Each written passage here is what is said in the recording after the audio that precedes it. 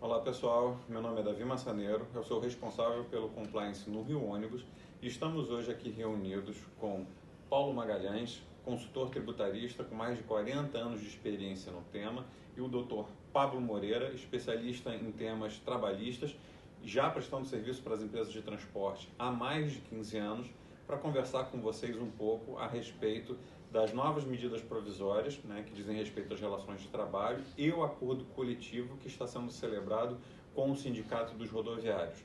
Nosso objetivo é tirar eventuais dúvidas sobre esses novos normativos, a fim de que todas as empresas possam agir com zelo e cuidado, observância legal e normativa, mantendo todas as suas decisões dentro do mais absoluto compliance.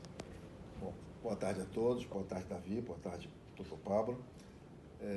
Inicialmente eu gostaria de falar um pouco sobre as oportunidades tributárias que estão previstas nessa nova legislação e quais são também as ações inerentes a cada empresa para se aproveitar dessas benesses dos novos atos normativos, né?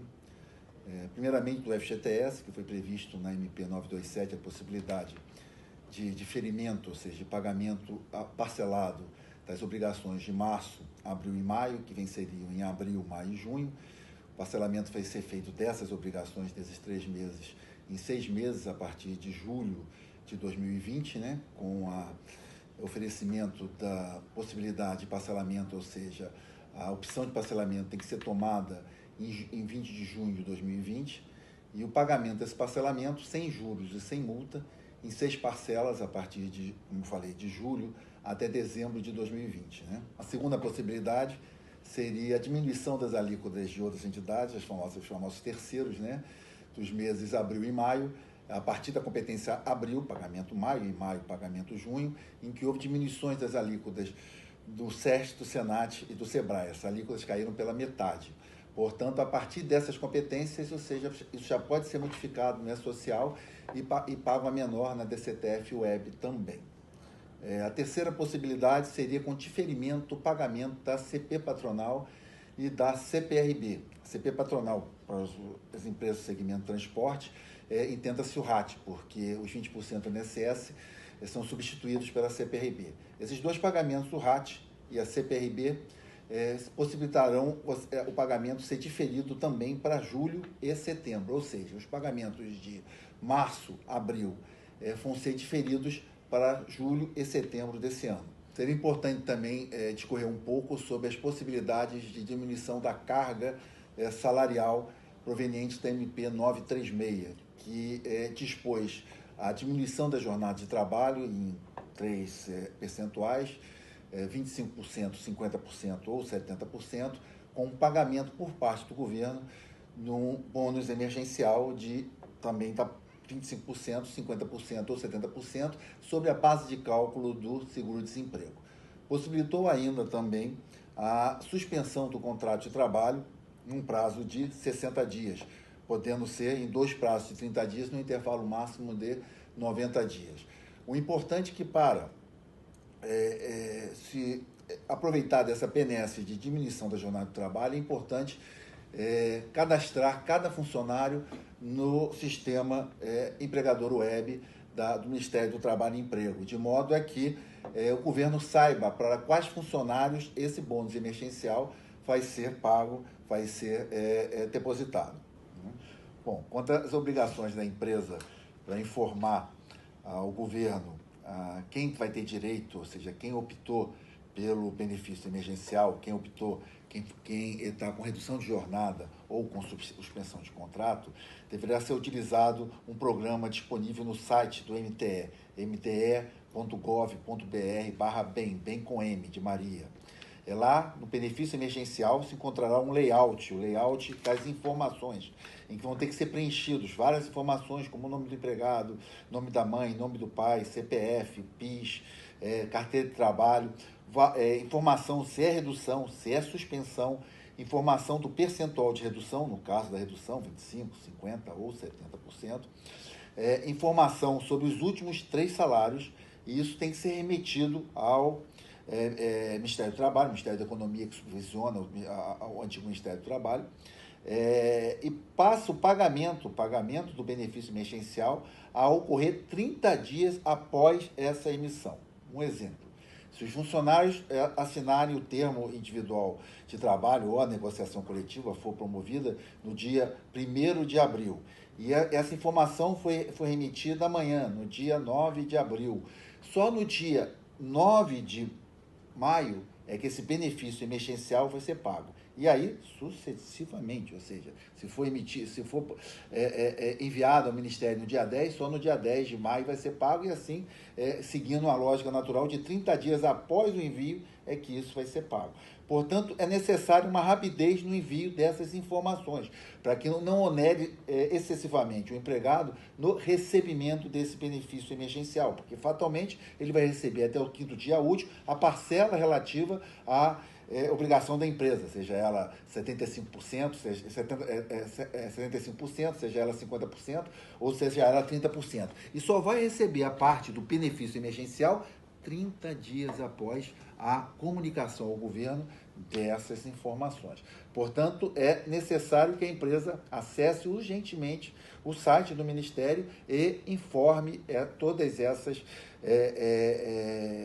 esses dados, de forma que, obviamente, esse pagamento do funcionário, do colaborador, não seja excessivamente procrastinado. Então, Davi, doutor Paulo, quando da realização da negociação coletiva, surgiram algumas dúvidas dos empresários. Eu tentei sintetizar aqui umas 3 questões que ficaram mais latentes, né? A primeira é em relação à alteração ou renegociação de acordos, tá? A própria medida provisória, ela traz essa possibilidade no artigo 11, parágrafo 3º, e os próprios termos coletivos anteriores, tá, realizados, eles instituem essa possibilidade de renegociação. Então, o que foi feito está tudo dentro da estrita legalidade, tá? Em relação à possibilidade de cancelamento de férias, inexiste essa possibilidade, tá? Por quê? Porque isso passa a ser um direito adquirido do empregado quando o mesmo é comunicado, tá? E romper de forma unilateral, tá, esse gozo de férias vai afrontar o artigo 468 da CLT, porque se pressupõe um prejuízo direto ao trabalhador, podendo o ato ser declarado nulo e o empresário sofrer as consequências financeiras cabíveis, tá? Uma outra questão que está bem latente e que existem vários posicionamentos doutrinários, eu estou dando aqui o que eu entendo a respeito do assunto, é em relação a como vai ficar o cálculo de 13º, férias, abono de férias e o FGTS na redução e na suspensão do contrato de trabalho, tá? Durante a suspensão do contrato de trabalho, tá, a contagem da proporção do 13º ela fica interrompida. Então, o trabalhador ele perde os avos daquele período de suspensão, tá? No caso de redução, o cálculo tem que ser feito com base no salário contratual, tá? Então, o trabalhador, no caso de redução salarial, ele não vai perder nada em relação ao 13º salário, porque, como eu já disse, é feito com base no salário contratual dele, tá? Em relação ao FGTS, a base de cálculo é o salário reduzido. Quando há a suspensão contratual, o empresário ele não precisa pagar o FGTS desse período que o contrato de trabalho está suspenso, tá? Passando para o ponto das férias, que é o ponto que gera polêmica na doutrina, as férias que já venceram, tá? É um direito adquirido do empregado, tanto na redução salarial quanto na suspensão do contrato de trabalho. Não vai haver nenhuma redução no valor das férias e tampouco no adicional de 1/3, tá? No caso de redução salarial, para efeito de cálculos de férias a vencer, tá, também não haverá redução de valores das férias nem de 1/3, tá? No caso de suspensão contratual, aí já é diferente. Eu entendo que o empregado perderá esses avos, tá, dessas férias e, consequentemente, terá reduzido o adicional de 1/3, apesar de haver outras discussões doutrinárias e em outros sentidos. Esperamos ter respondido as principais dúvidas de vocês com relação à medida provisória e o acordo celebrado com os rodoviários e continuamos trabalhando para auxiliá-los da melhor maneira possível. Agradecemos a atenção e o tempo de todos. Até a próxima.